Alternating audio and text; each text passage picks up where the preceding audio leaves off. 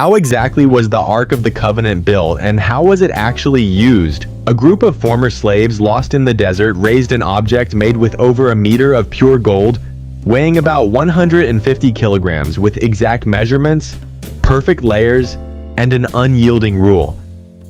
Any mistake could cost a life. But how did a people without workshops, modern tools, and specialized training manage to create something so precise? And why could a single touch to it kill someone instantly? Today you will see the complete process. Every piece, every material, every impossible technique for that time. And the dangerous rituals that only one man once a year was permitted to perform. If he failed in any detail, he would not come out alive. And in the end, the question that has crossed centuries: where is the Ark today? It all begins when God calls Moses to the top of Sinai and delivers millimeter instructions, exact measurements, specific materials, impossible details to improvise. Nothing could be altered. No margin for error.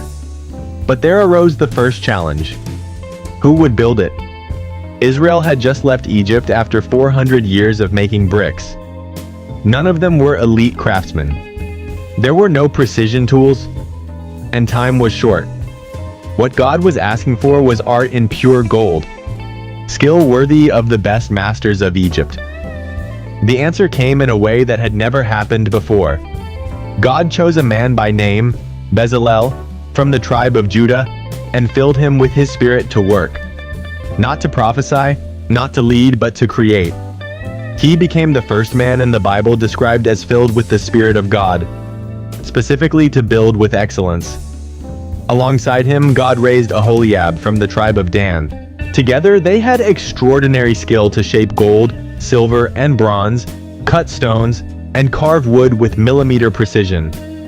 But skill did not solve the biggest problem: materials. Where would former slaves get enough gold to cover an entire chest inside and out? Before leaving Egypt, the Israelites asked for jewelry and valuable objects from the Egyptian people. Terrified by the plagues, the Egyptians handed over everything. It was like compensation for centuries of slave labor. When the time came to build the ark, the people brought real gold: earrings, bracelets, necklaces. They brought so much that Moses had to command them to stop. And that was just the beginning. From the moment the materials began to arrive, it became clear that this was not a common project. God had asked for pure gold, but also a list of almost impossible items for a people living in the middle of the desert. Acacia wood, for example, one of the few trees capable of surviving in Sinai. Hard, durable, almost immune to plagues and extreme heat. Perfect for something that would be carried for decades without deteriorating. And then came the fabrics. Fine linen, blue threads, purple, crimson, goat hair, red-dyed ram skins. Each material had an exact function. Each color carried deep meaning. And one detail impresses scholars to this day. The purple thread was, in antiquity, more valuable than gold. To produce a single gram of that dye, thousands of small sea mollusks had to be crushed. It was something reserved for royalty. How did a nomadic people in the desert have access to this? The most logical answer is that these fabrics came along with the gold that the Egyptians gave to the people of Israel before the escape. Egypt maintained trade with Mediterranean peoples who specialized in purple dye.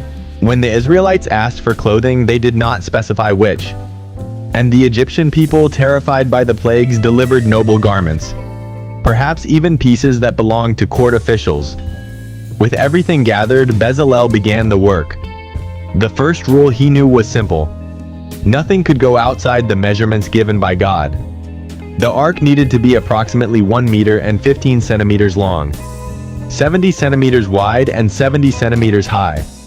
Without modern tools, Bezalel used techniques learned in Egypt, such as ropes marked with knots at precise distances, something equivalent to an ancient measuring tape. He cut acacia boards millimetrically, but the wood was only the basic structure. The real challenge came afterward. God commanded to cover the entire ark with pure gold inside and out. High purity gold is extremely soft. It cannot be worked with as one works with iron or bronze. It is necessary to hammer the metal until it becomes flexible yet strong sheets. thin enough to mold but thick enough not to tear at touch. Bezalel hammered the gold, heated it, shaped it, and secured the sheets onto the wood with tiny pins also made of gold or using natural resins as adhesive. The covering could not have flaws. No wood splinters could be exposed. It was gold inside, wood in the middle, gold outside. 3 perfect layers. This made the object heavy, very heavy. Something close to 150 kilograms when finished. The lid, called the mercy seat, was also made of solid gold with 2 cherubim carved as part of the lid itself. Their outstretched wings faced each other, creating the space where, according to the Bible, God manifested his presence.